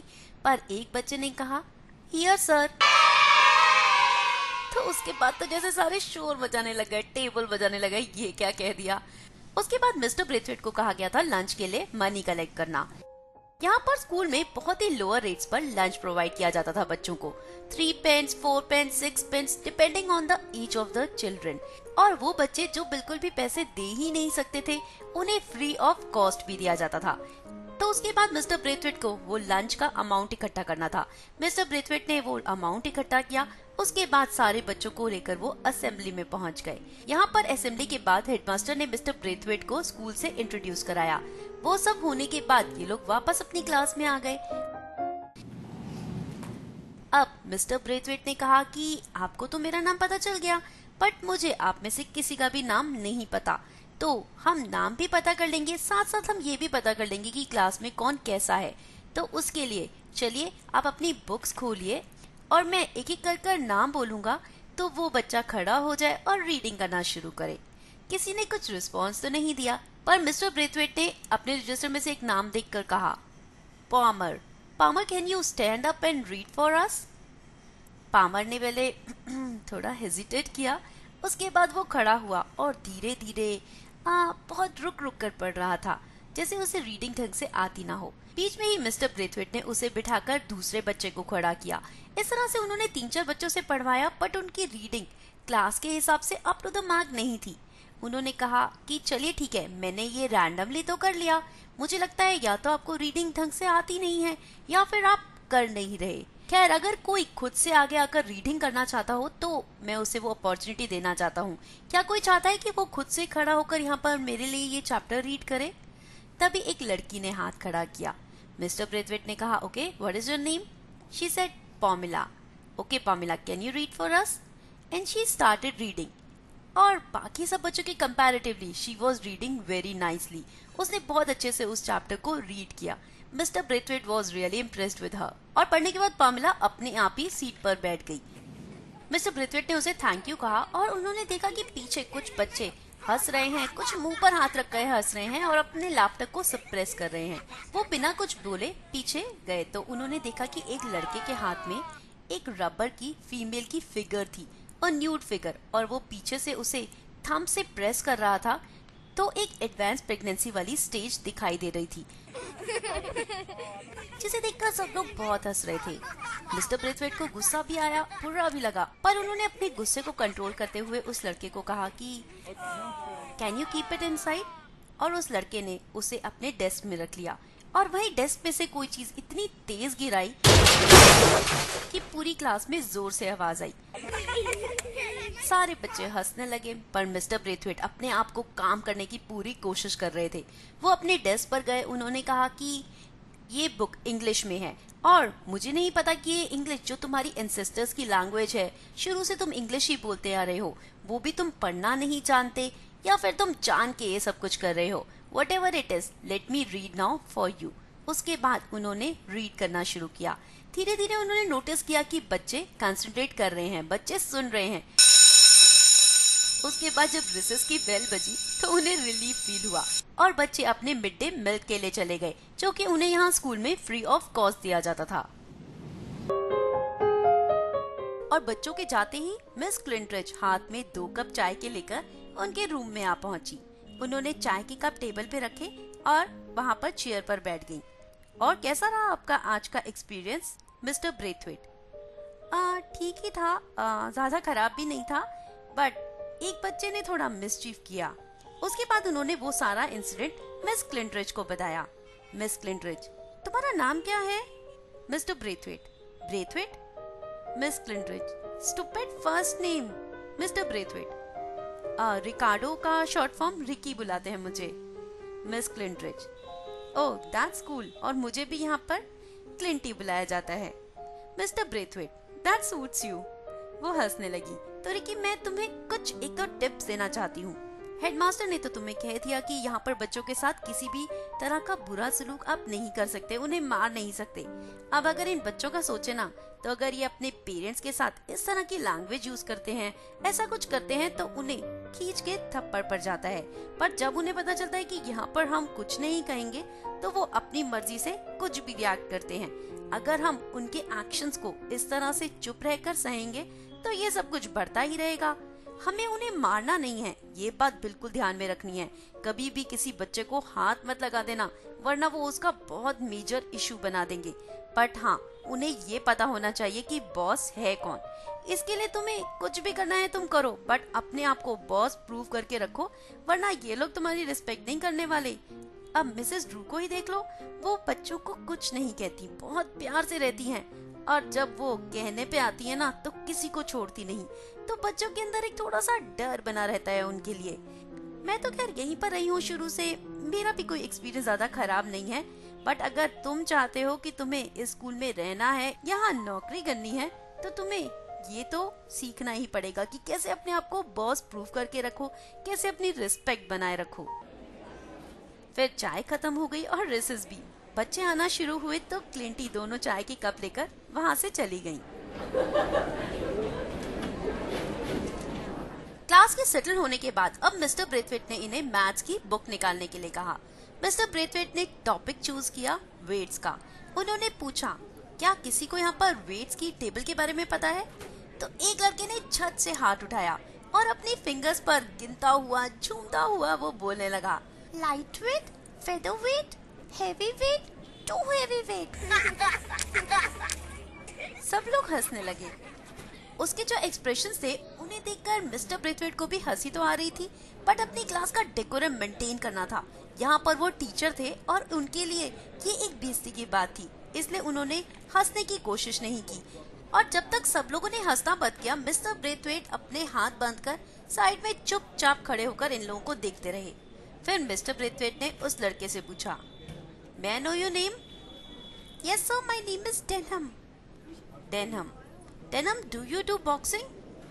Yes sir, I do. अच्छा, अगर तुमने वेट्स के बारे में थोड़ा सा बॉक्सिंग में भी जान लिया होता तो तुम्हें आज लोग इतना बेवकूफ ना बनाते। क्यों, क्या कहते हो? डेनहम चुप हो गया, उसके फेस के जैसे एक्सप्रेशंस ही चले गए। मिस्टर ब्रेथवेट, कोई और कुछ कहना चाहेगा टेबल ऑफ वेट्स के बारे में? तभी उन्हें अपने सामने से ही आवाज आई, tons, quarter weights, 100 weights, pounds, ounces. Yeah, that's correct. May I know your name? Ted Jensen.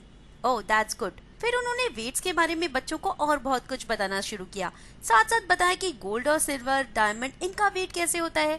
तभी पीछे से आवाज आई, diamonds are girls best friends, but I love pearls. तो इस बात पर सब लोग फिर से हंसने लगे। अब मिस्टर ब्रेथवेट को समझ आ गया था कि उन्हें कुछ ना कुछ तो करना ही होगा।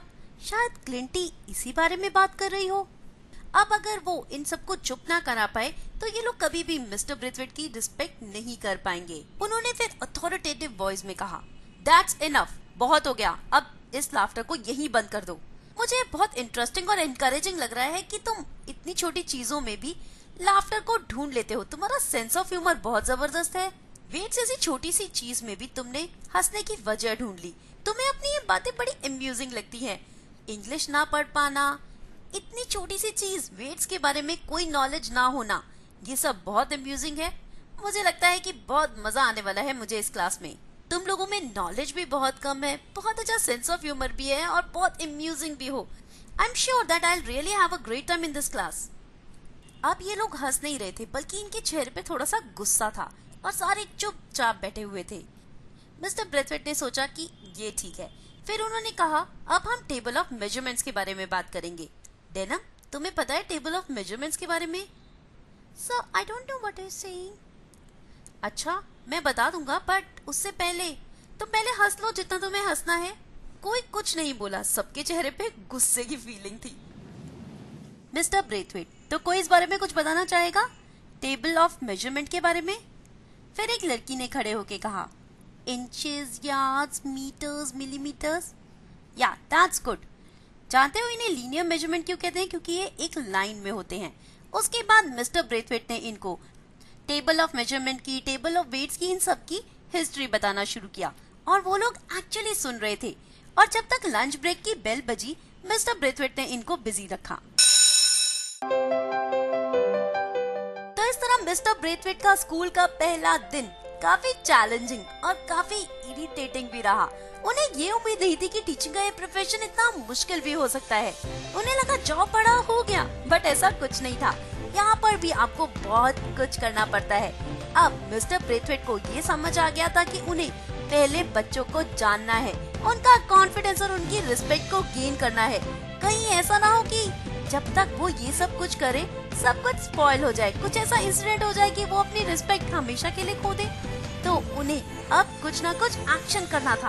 अब यहाँ पर clean slate Senior Secondary school, जहाँ के बच्चे थोड़े से बैकवर्ड क्लास के तो हैं, वो ना तो नहाते हैं, ना अच्छे से कपड़े पहनते हैं, ना ड्रेसअप होके आते हैं। जैसे कि एक स्कूल में आमूमन स्टूडेंट्स आते हैं, वैसे स्टूडेंट्स यहाँ के नहीं हैं। बहुत ही अनटाइडी से बच्चे हैं। ज्यादातर बच्चे बहुत ही लो क्लास फैमिली से आते हैं। उनके घर का माहौल भी अच्छा नहीं है, इसलिए वो गंदी लैंग्वेज भी यूज करते हैं और बहुत ज्यादा परेशान होते हैं तो परेशान करते भी हैं। मिस्टर ब्रेथवेट के लिए ये जॉब बहुत ही चैलेंजिंग हो रही है।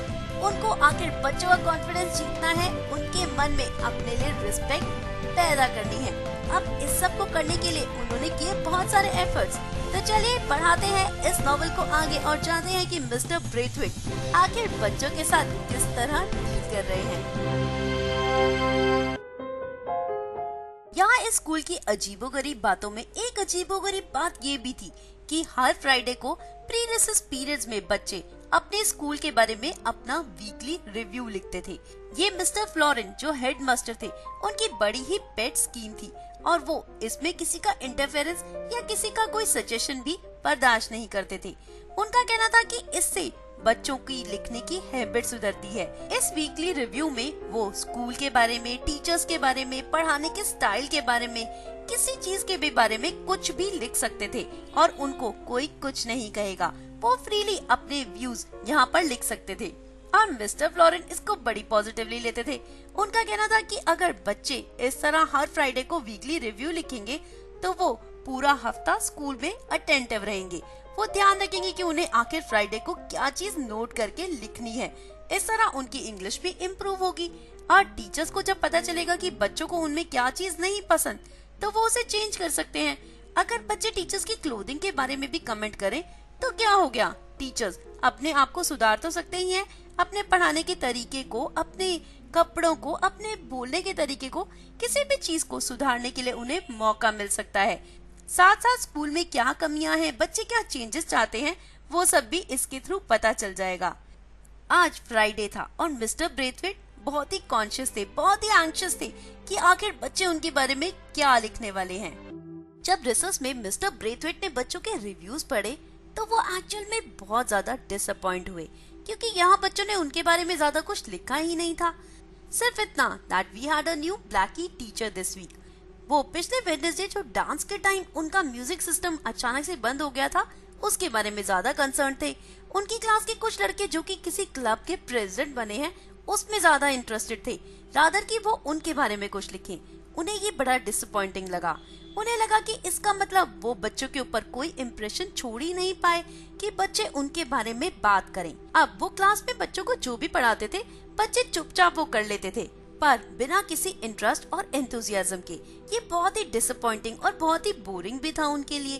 अब करें तो क्या करें? वो काफी एफर्ट्स कर रहे थे बच्चों के साथ अपने रिलेशंस को सुधारने के लिए, पर ऐसे लग रहा था जैसे कि वो एक थिक ग्लास के पीछे से एफर्ट्स कर रहे हैं। उनके और स्टूडेंट्स के बीच में एक जो मोटी सी दीवार है, उसे ब्रेक कर ही नहीं पा रहे। उन्होंने साइकोलॉजी पर बुक्स भी पढ़ना शुरू किया, ये जानने के लिए कि शायद किसी तरह वो अपना और स्टूडेंट्स का रिलेशन सुधार पाएं, बट ऐसा कुछ हो ही नहीं पा रहा था। वो अपने हर एफर्ट में नाकामयाब रहते। जब वो क्लास में पढ़ाते तो बच्चे चुपचाप सुनते, समझ आ रहा है या नहीं आ रहा उन्हें कुछ पता नहीं चलता। जो वो काम कहते तो वो कर लेते और कभी कभी उन्हें इरिटेट करने के लिए कभी कुछ गिरा देते, कभी कुछ गिरा देते, किसी भी तरह क्लास को डिस्ट्रैक्ट कर देते। वो कितने भी इंटरेस्ट से पढ़ा रहे हो, अचानक से कोई डिस्ट्रैक्शन आ जाती जिससे उन्हें बहुत गुस्सा आता। वो गुस्से पर कंट्रोल करते करते करते करते भी थक चुके थे। वो अपने पढ़ाने के स्टाइल को इंटरेस्टिंग बनाने के लिए भी बहुत एफर्ट्स करते थे। वो डेली रूटीन के इलस्ट्रेशंस लेते थे, एग्जाम्पल्स लेते थे और सोचते थे कि किसी तरह बच्चे उनके साथ इन्वॉल्व हो जाएं। वो मैथमेटिक्स के सम्स कराते हुए भी हाउस होल्ड चोर्स को उसमें इन्वॉल्व करते थे, बट बच्चे कोई रिएक्शन नहीं देते थे। क्या करें, उन्हें कुछ समझ नहीं आ रहा था। आखिर कैसे इन बच्चों को समझने की कोशिश करें? आखिर क्या हो रहा है ये? क्यों बच्चे उनको समझना नहीं चाहते, उनसे पढ़ना नहीं चाहते, उन्हें पसंद नहीं करते? आखिर है क्या ये बात? उन्हें कुछ समझ नहीं आ रहा था। अब वो अपनी इस नौकरी में बहुत इरिटेट होने लगे थे, बहुत परेशान हो चुके थे। आखिर बच्चों को समझे तो कैसे? आखिर उनसे दोस्ती करे तो कैसे? अब तो ये बच्चे जैसे उन्हें एक्सेप्ट कर ही नहीं रहे थे। शायद पिछले टीचर की तरह वो इन्हें भगाने के लिए एफर्ट्स कर रहे थे, या फिर वो इन्हें बिल्कुल भी पसंद नहीं करते थे। शायद इसीलिए इनके साथ वो इस तरह का सुलूक कर रहे थे। क्लास में वो ब्लीडिंग ब्लीडिंग बोलकर भी कभी कभी इनको चिढ़ाते थे। कुछ कुछ ऐसे वर्ड्स बोल देते थे, sir can you answer this question, this is bleeding tough. तो एक दिन इनको बहुत गुस्सा आया और इन्होंने पूछा, क्या तुम अपने फादर से भी इस तरह बात करते हो? और जवाब और भी हर्टिंग मिला, आप मेरे फादर नहीं हैं और बनने की कोशिश भी मत कीजिए। मिस्टर ब्रेथवेट ये सुनकर बहुत हर्ट हो गए। उनका घर स्कूल से काफी दूर था, उन्हें आने जाने में परेशानी होती थी। उन्होंने सोचा कि चलो आसपास ही कहीं घर ढूंढ लेता हूँ, पास ही रहूंगा तो टाइम भी बचेगा, आगे आगे स्नोफॉल होगी तो आना जाना और भी मुश्किल हो जाएगा। इसलिए वो स्कूल के पास ही एक शॉप के बाहर खड़े होकर देख रहे थे कि वहाँ कोई बोर्ड लगा है। तभी उस शॉप में से एक आदमी ने पूछा, You want something? Actually, I want a room nearby. Are you working somewhere here? Yeah, I'm a teacher in Green Slate School. ये सुनकर उस आदमी ने बहुत ही अच्छे से उनसे बात की और उन्हें कहा कि आप एक टीचर हैं, आपके लिए जो ये रूम्स हैं ये अच्छे नहीं, कोई अच्छा रूम होगा तो मैं आपको जरूर बताऊंगा। उसके बाद मिस्टर ब्रेथवेट अपने घर वापस चले गए। स्टूडेंट्स के बीच का रिलेशन दिन पर दिन खराब हो रहा था। जब वो क्लास में नहीं पढ़ाते थे और बच्चे बाहर गार्डन में होते थे तो वो देखते थे कि कभी कभी वो लोग उनका मजाक उड़ा रहे हैं और वो इस बात पर खुश हो रहे हैं कि वो अपने नए ब्लैकी टीचर की लाइफ को मुश्किल कर रहे हैं, उन्हें सबक सिखा रहे हैं। कभी कभी वो देखते कि कॉरिडोर में लड़के लड़कियां एक दूसरे को किस कर रहे हैं, इंटीमेट हो रहे हैं, और जब वो वहाँ से निकलते तो वो 2 मिनट के लिए साइड में हो जाते और वेट करते कि कब ये जाएं और कब हम अपना प्लेजर एक्टिविटी को वापस रिज्यूम करें। और उनके जाने के बाद वो पीछे मुड़कर देखते तो वापस वही सब कुछ चालू हो जाता, जैसे बच्चों के मन में उनके लिए कोई रिस्पेक्ट तो थी ही नहीं। साथ साथ वो उन्हें इरिटेट करने के लिए भी एफर्ट्स उठाते रहते थे और एक दिन तो हद ही हो गई। आज रिसर्च के ड्यूरिंग मिस्टर ब्रेथवेट चाय लेने स्टाफ रूम में चले गए। जब वो चाय लेकर वापस आए तो उन्होंने देखा कि क्लास में से बहुत ज्यादा गंदी स्मेल आ रही है। लड़के लड़कियां आपस में खड़े हुए हैं, मजाक उड़ा रहे हैं, बातें कर रहे हैं। फिर वो फायरप्लेस के पास गए तो वहाँ उन्होंने देखा कि एक यूज्ड सैनिटरी नैपकिन वहाँ पर जल रहा है, जिसे देखकर तो वो अपने आप पर जैसे काबू ही ना कर पाए हों। उन्होंने सारे लड़कों को उसी टाइम क्लास से बाहर जाने के लिए कहा और सारी लड़कियों को वहाँ पर खड़ा करके क्लास लगा दी। In a very loud voice, he told them that he was sick of their behavior, their general conduct, their crude language, their sluggish behavior, and their free and easy familiarity with the boys. वो इस time बहुत गुस्से में थे और सारी लड़कियां अपनी जगह से हिल भी नहीं रही थी, चुपचाप एक जगह पर खड़ी होकर उनको सुन रही थी। उन्होंने कहा कि कुछ चीजें तो ऐसी होती हैं जो लड़कियां हमेशा प्राइवेट रखती हैं, किसी को भी नहीं बताती, और मुझे उम्मीद थी कि तुम्हारी मदर्स या तुम्हारी बड़ी बहनों ने तुम्हें ये तो समझाया होगा, बट मुझे बहुत दुख हो रहा है ये देखकर कि वो अपने इस टास्क में फेल हो गई। वो तुम्हें इतनी सी चीज भी समझा नहीं पाई, और इस तरह की हरकत तो बहुत ही घटिया कोई लड़की कर सकती है, और अगर तुमने उसका साथ दिया है, उसे एनकरेज किया है, तो मेरी नजरों में तुम भी उसी की तरह हो। एक स्लट या प्रोस्टिट्यूट टाइप की लड़की ही इस तरह के काम कर सकती है, और आज मेरी नजरों में तुम सब एक समान हो। मुझे नहीं जानना कि वो लड़की कौन है जिसने ये सब कुछ किया, क्योंकि मेरे लिए कोई फर्क नहीं पड़ता।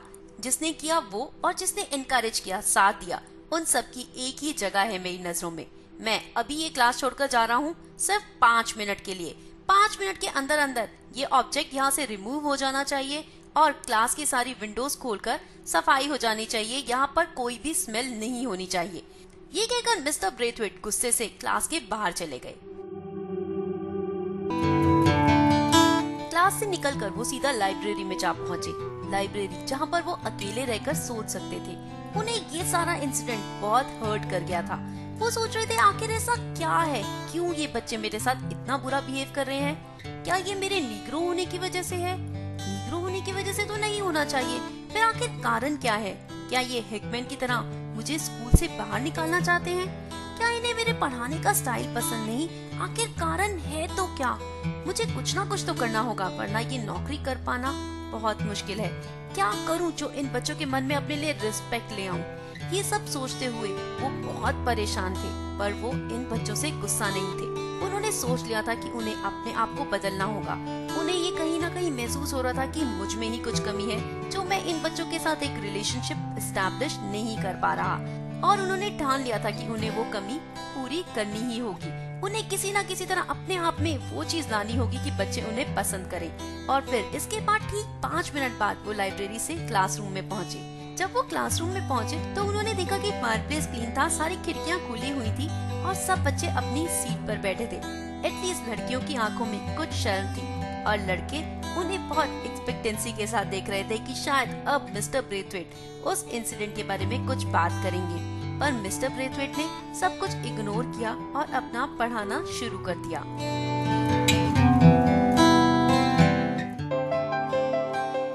तो ये थे कुछ वो इंसिडेंट्स जो बहुत ही डिसहार्टनिंग थे। एक टीचर के लिए इस तरह के इंसिडेंट्स बहुत ज्यादा तकलीफदायक होते हैं। ऐसी क्लास को पढ़ा पाना, उनके साथ एक रिलेशन एस्टेब्लिश कर पाना, वो लोग जो आपसे नफरत करते हैं उनके साथ क्लास में टाइम स्पेंड करना भी बहुत मुश्किल हो जाता है। अगर आप पढ़ा रहे हैं और बच्चे सुन नहीं रहे या फिर आपको इग्नोर कर रहे हैं तो आपके लिए पढ़ाना बहुत मुश्किल हो जाता है। इसी तरह की बहुत सारी प्रॉब्लम से गुजर रहे थे मिस्टर ब्रेथवेट, जिसका कारण वो समझ नहीं पा रहे। एक कारण हो सकता है कि वो एक नीग्रो है, दूसरा बच्चों को उनके पढ़ाने का स्टाइल नहीं पसंद, तीसरा बच्चे उनको यहाँ से भगा देना चाहते हैं। पर मिस्टर ब्रेथवेट इस सब को ओवरकम करना चाहते हैं और बच्चों के दिल जीतकर उनमें एक जगह बनाना चाहते हैं। अब आज मिस्टर ब्रेथवेट नई सुबह नई सोच के साथ स्कूल में एंटर हुए हैं। अगले दिन सुबह मिस्टर ब्रेथवेट के दिमाग में एक आइडिया था, एक नया आइडिया। पता नहीं ये आइडिया काम करेगा या नहीं, पर ट्राई करने में कुछ नहीं जाता। ये सोचकर वो स्कूल पहुँचे। असेंबली के बाद जब सारे बच्चे थोड़ा क्वाइट हुए तो उन्होंने बच्चों से बात करना शुरू किया। He started, I'm your teacher and today I want to talk to you and I want that none of you should interrupt in between. किसी भी तरह की कोई भी डिस्टर्बेंस मुझे नहीं चाहिए और ये मैं सीरियसली बोल रहा हूँ। अब उन्होंने नोट किया कि हर बच्चा उनको ध्यान से सुन रहा था। उसके बाद उन्होंने शुरू किया, I'm your teacher and I make all the efforts to make my teaching as interesting as informative as possible. But if you don't understand any of that, I would be pleased to know that. I would be pleased to know if you have any difficulty, if you have any problem regarding what I am teaching you. और maximum 6 महीने में तुम लोग ये school छोड़कर बाहर की दुनिया में जाने वाले हो और वहाँ जाकर अपनी लिविंग के लिए पैसे अर्न करना सीखने वाले हो। कोई नए प्रोफेशन में जाएगा, कोई नए इंस्टीट्यूट में और कोई काम पे लग जाएगा। इसलिए मैं चाहता हूँ कि आज से मैं तुम्हें चिल्ड्रन की तरह नहीं बल्कि यंग मेन एंड वुमेन की तरह ट्रीट करूं, मैं भी और तुम लोग आपस में भी एक दूसरे को। और जब हम चाइल्डहुड से अडल्टहुड तरफ कदम रखते हैं तो हमसे कुछ हायर स्टैंडर्ड्स ऑफ कंडक्ट जो हैं वो एक्सपेक्ट किए जाते हैं। वही हायर स्टैंडर्ड ऑफ कंडक्ट मैं तुमसे भी एक्सपेक्ट करता हूँ। और उसी टाइम अचानक से दरवाजा जोर से खुला और पामिला जो कि क्लास में लेट हो गई थी, वो भागती हुई तेज से सांस लेती हुई पीछे जाकर अपनी सीट पर बैठ गई। मिस्टर ब्रेथवेट कंटिन्यूड, अब जैसे इस इंसिडेंट को ही ले लो। क्लासरूम में एंटर करने के 2 तरीके होते हैं। एक तो कंट्रोल्ड और डिग्निफाइड मैनर होता है और दूसरा वो जैसे वो पीछे बैठी हुई मैडम अभी क्लास में एंटर हुई हेवी फुट के साथ। मिस पामिला ने हमें रूम में आने का सेकंड वे तो अभी दिखा दिया and I am sure that she will demonstrate the first way also for us. Mister Braithwaite, I don't know, but I was a little annoyed by the way she just barged in carelessly and too late. इस समय class के सारे बच्चों की आंखें Pamela की तरफ थी, जो उसने प्लान किया था, बट यहाँ पर वो लोग उसे सपोर्ट नहीं कर रहे थे। उन सब की आंखों में एक एक्सपेक्टेशन थी कि अब पामिला कैसे रिएक्ट करेगी, वो टीचर के इस चैलेंज को किस तरह लेगी। Mister Braithwaite, well miss dear, are you showing us the first way? Pamela की आंखों में गुस्सा था, बट अब उसके पास कोई और ऑप्शन नहीं था। वो चुपचाप खड़ी हुई, धीरे से दरवाजा खोला और क्लास के बाहर चली गई। और मिस्टर ब्रेथवेट की धड़कनें यहाँ पर बढ़ गई थी कि ये एक्चुअली फर्स्ट वे डेमोन्स्ट्रेट करेगी या अब कुछ और मिसचीफ करेगी। But instead of that Pamela ने धीरे से दरवाजा खोला और ग्रेस और डिग्निटी के साथ वो अपनी सीट पर जाकर बैठ गई। Mister Braithwaite thank Pamela and said, आज से कुछ जनरल कर्टेसीज हैं जो अपनी क्लास में हम ऑब्जर्व करेंगे, जैसे कि आप मुझे मिस्टर ब्रेथवेट या फिर सर कुछ भी कहकर बुला सकते हैं, चॉइस इज योर्स। और लड़कियों को हम मिस कहकर बुलाएंगे और लड़कों को उनके लास्ट नेम से। थोड़ी देर तो कोई कुछ नहीं बोला, फिर एक लड़के ने प्रोटेस्ट करते हुए पूछा, हम क्यों इन्हें मिस कहकर बुलाएं जब हम इनका नाम जानते हैं, इन्हें जानते हैं तो। Mister Braithwaite, may I know your name? Potter. Mister Braithwaite, pardon? Potter, sir. सर थोड़ा लेट आया पर एटलीस्ट आया तो। मिस्टर ब्रेथवेट, अच्छा पॉटर एक बात बताओ, तुम्हें क्या लगता है इनमें से कौन सी लड़की ऐसी है जिसे कि मिस कहकर नहीं बुलाया जा सकता, जो इस लायक नहीं है कि उसे मिस कहकर बुलाएं? सारी लड़कियां पॉटर की तरफ घूरने लग गई, जैसे कि उसे चैलेंज कर रही हो। पॉटर ने उन लड़कियों की तरफ देखा, उसके बाद आराम से कहा, नो सर, कोई भी नहीं। तो फिर तुम इन्हें मिस कहकर क्यों नहीं बुला सकते? देखो, अब 6 महीने बाद जब तुम लोग बाहर की दुनिया में जाओगे, जॉब्स करोगे, ऑफिसेज में जाओगे, तो तुम्हें ये तो करना ही होगा, लड़कियों को मिस कहकर और लड़कों को लास्ट नेम से, ये तो तुम्हें बुलाना ही होगा। तो क्यों ना हम अभी से प्रैक्टिस कर लें, इस तरह हम एक दूसरे की रिस्पेक्ट करना सीख जाएंगे। और लड़कियों को भी यहाँ मैं कुछ कहना चाहता हूँ कि जैसा कि अभी पॉटर ने कहा कि तुम्हें मिस कहकर क्यों बुलाया जाए, अब तुम्हें अपने आप को जस्टिफाई करना होगा, ये प्रूव करना होगा कि तुम इस लायक हो कि तुम्हें ये रिस्पेक्ट दी जाए, कि तुम्हें इतनी कर्टेसी दी जाए और तुम ये कर्टेसी डिजर्व करती हो। और कुछ और भी चीजें हैं जो मैं तुमसे डायरेक्टली डिस्कस नहीं कर सकता, इसलिए मैंने मिसेस डेल एवन से बात की है और वो होम साइंस पीरियड में तुमसे उन सब के बारे में डिटेल में बात करेंगे। तो मिस्टर ब्रेथवेट ने अभी तक मिसेस डेल एवन से कोई बात की नहीं थी, but he was sure that she would be happy to help. फिर उन्होंने बॉयज को एड्रेस करते हुए कहा, आप देख सकते हैं कि क्लास में स्टीवंस और लॉन्जोमन बाकी लोगों से काफी क्लीन दिखाई देते हैं। हमें अगर अपने शूज पॉलिश करके साफ रखने हैं, अपने कपड़े साफ पहनने हैं, रोज नहाना है, ब्रश करना है, ये सब करने से हम अच्छे ही दिखेंगे, किसी का हम कुछ बिगाड़ेंगे नहीं, अपना ही सुधारेंगे। अगर हम क्लीन रहते हैं, साफ सुथरे रहते हैं, तो लोग हमें पसंद भी करते हैं। तो क्यों ना आज से हम ये प्रॉमिस करें कि हम जितना हो सकेगा क्लीन रहने की कोशिश करेंगे, शूज डेली पॉलिश करेंगे, दांत डेली ब्रश करेंगे और रोज नहा कर स्कूल आएंगे, साफ धुले हुए कपड़े पहनकर। एंड ट्रस्ट मी, अगर आप साफ रहोगे ना तो लड़कियां भी आपको ज्यादा पसंद करेंगी और आपकी ज्यादा रिस्पेक्ट करेंगी। स्कूल में आप टॉप क्लास हो तो क्यों ना हर चीज में टॉप रहो। क्लीनलीनेस और डिसिप्लिन में भी बाकी के बच्चों के लिए क्यों ना हम रोल मॉडल बनकर दिखाएं। किसी को कुछ पूछना है तो वो अभी पूछ सकता है। तभी एक लड़के ने हाथ उठाकर कहा, सर मिस्टर वेस्टन, वो भी तो कभी साफ नहीं रहते, उनके शूज भी कभी पॉलिश नहीं होते, तो उनका क्या? मिस्टर ब्रेथवेट, वो एक टीचर हैं और हम यहाँ अपने बारे में बात करने आए हैं। हम अपने आप को सुधारने के बारे में बात कर रहे हैं, दूसरों की कमियां निकाल के क्या फायदा। अच्छा, अगर आपको कमियां निकालनी है तो आप मुझ में निकालिए, मैं आपके हिसाब से चेंज कर सकता हूँ अपने आप को। हम बाकी लोगों को तो नहीं बदल सकते, हमें अपने आप से शुरुआत करनी होगी। और जब मिस्टर वेस्टन देखेंगे ना कि यहाँ के बच्चे कितने साफ सुथरे हैं, कितने क्लीन हैं, इनके शूज पॉलिश हैं, टीथ ब्रश हैं, तो शायद उन्हें भी समझ में आए और वो भी अपने आप को क्लीन करने की कोशिश करें। क्यों, एम आई रॉन्ग? उसके बाद क्लास में किसी ने कोई क्वेश्चन नहीं किया। मिस्टर ब्रेथवेट क्लास में बैठे और उसके बाद बच्चों का बिहेवियर काफी चेंज होने लगा। उनके मुंह से सर अब जैसे ऑटोमेटिकली निकल रहा था। रिसेस में उन्होंने जाकर मिसेस डेल एवन से इस बारे में बात की and she was really happy to help. और जब वो स्कूल के बाद घर जा रहे थे तो उन्होंने मिस ब्लैंचर्ड को इस सब के बारे में बताया। She was really excited. उन्होंने कहा कि उन्हें लगता है कि इस सब का इफेक्ट उनके और बच्चों के रिलेशन पर जरूर पड़ेगा, बहुत ही पॉजिटिव इफेक्ट। आज मिस्टर ब्रेथवेट थोड़ा अच्छा फील कर रहे थे, पॉजिटिव फील कर रहे थे। अब उन्हें उम्मीद थी कि शायद उनके और बच्चों के रिलेशन कुछ सुधर जाएंगे। कई बार जब घी सीधी उंगली से नहीं निकलता तो उंगली टेढ़ी करनी पड़ती है, और अगर सीधी तरह से बात ना बने तो बात को घुमाना पड़ता है। ऐसा ही कुछ किया यहाँ पर मिस्टर ब्रेथवेट ने। उन्होंने थोड़ा सा ट्रिकी गेम खेला, बच्चों को अपनी ही बातों में उलझा दिया।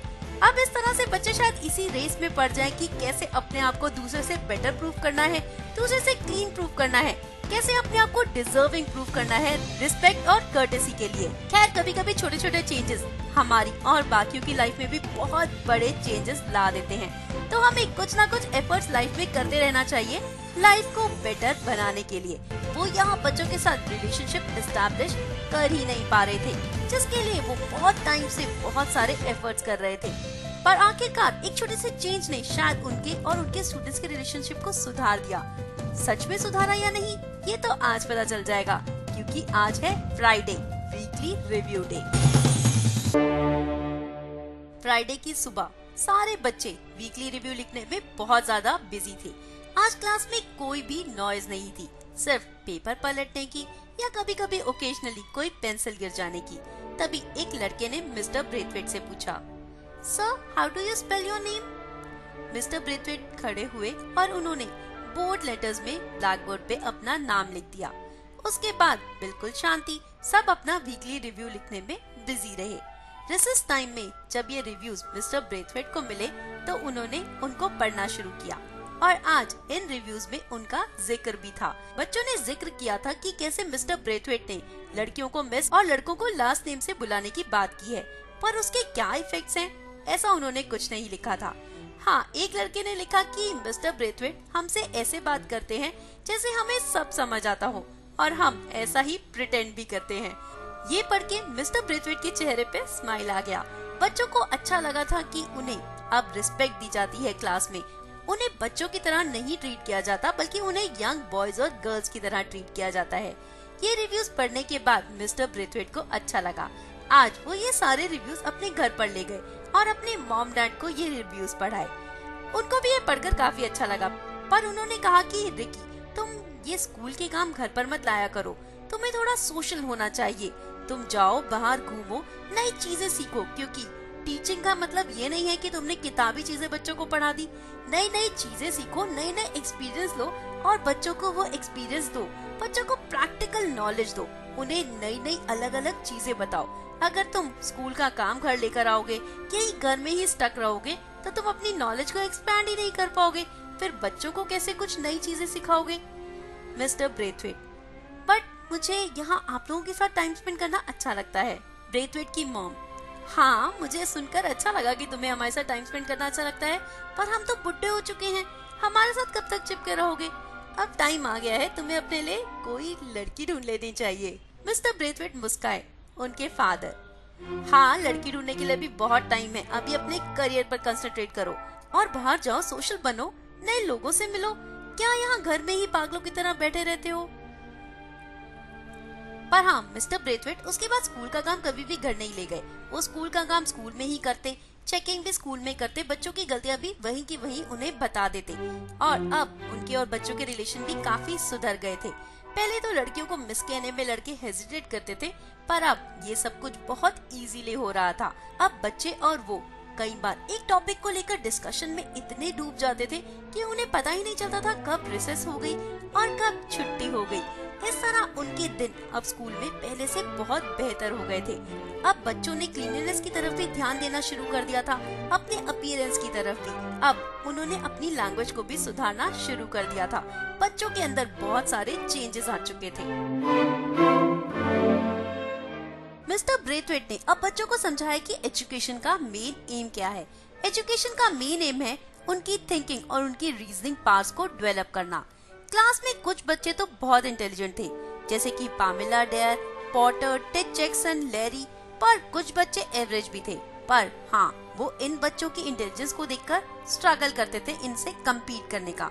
अब बच्चे मिस्टर ब्रेथवेट से उनके बारे में भी बहुत सारे क्वेश्चंस पूछते थे, उनकी अपब्रिंगिंग के बारे में, एयरफोर्स के कुछ एक्सपीरियंसेस के बारे में, उनकी एजुकेशन के बारे में, उनकी स्कूलिंग के बारे में। ये लोग काफी हीटेड डिस्कशंस करते रहते थे। कुछ बच्चे तो बहुत फ्रेंडली हो गए थे, बट सारे नहीं। डेनम और कुछ और ऐसे बच्चे थे जो कुछ ना कुछ ऐसा करते रहते थे जिससे कि मिस्टर ब्रेथवेट को गुस्सा आए। उनको इरिटेट करने के लिए वो लोग रोज नए एफर्ट्स करते रहते थे। ऐसे बच्चे क्लास में थे तो बहुत कम, बट फिर भी उन्हें इग्नोर करना बहुत मुश्किल होता था। एक दिन ये लोग ज्योग्राफी का एक लेसन कर रहे थे, जिसमें अलग अलग कंट्रीज में अलग अलग लोगों की क्लोथिंग के बारे में बात हो रही थी। उन्होंने बच्चों को बताया कि ब्रिटिश में लोगों की क्लोथिंग एक्चुअली बहुत सारे स्टेजेस और बहुत सारे चेंजेस से गुजरी है। अभी recently Victoria and Albert museum में एक एग्जीबिशन चल रही है। मिस्टर ब्रेथवेट ने कहा कि मैं सजेस्ट करूंगा, अगर तुम लोग जा पाओ तो जाके वो एग्जीबिशन देख कर आओ, तुम्हें बहुत कुछ पता चलेगा। तभी बारबरा ब्रेट ने कहा, sir why don't you take us? Mister Braithwaite ने कभी ऐसा सोचा नहीं था कि इन सारे बच्चों को लेकर वो लंदन में सड़कों पर घूमेंगे, बट उन्होंने कहा okay I ask Mister Floren, अगर वो मुझे अलाउ करेंगे तो I try to take you out. अगर आप में से कुछ लोग इंटरेस्टेड हो तो मुझे बता देना, then I talk to him. बहुत सारे बच्चे फटाफट से तैयार हो गए सर के साथ ये एग्जीबिशन देखने जाने के लिए। तभी पीछे से कुछ आवाजें आ रही थी। मिस्टर ब्रेथवेट खड़े हुए और देखा कि डेनम के डेस्क में एक न्यूड लड़की की फोटो पड़ी हुई है और डेनम उसके ऊपर पेंसिल से कुछ मार्क कर रहा है। मिस्टर ब्रेथवेट को ये देखकर बड़ा गुस्सा आया। उन्होंने वो फोटो ली और उसके टुकड़े टुकड़े कर डस्टबिन में डाल दिए। जब वो ये डस्टबिन में डाल रहे थे तो डेनम ने बहुत ही गंदी तरीके से कहा, fucking black bastard. Mister Braithwaite ने कुछ रिएक्ट नहीं किया, उन्होंने इसे इग्नोर किया और वो अपने डेस्क पर चले गए। जबकि डेनम यहाँ पर लड़ाई चाहता था, कुछ चाहता था इंटरेस्टिंग और अपसेटिंग, बट मिस्टर ब्रेथवेट ने ऐसा कुछ होने नहीं दिया। पर डेनम ने बाद में उनके लिए जरूर कुछ मुश्किलें पैदा की।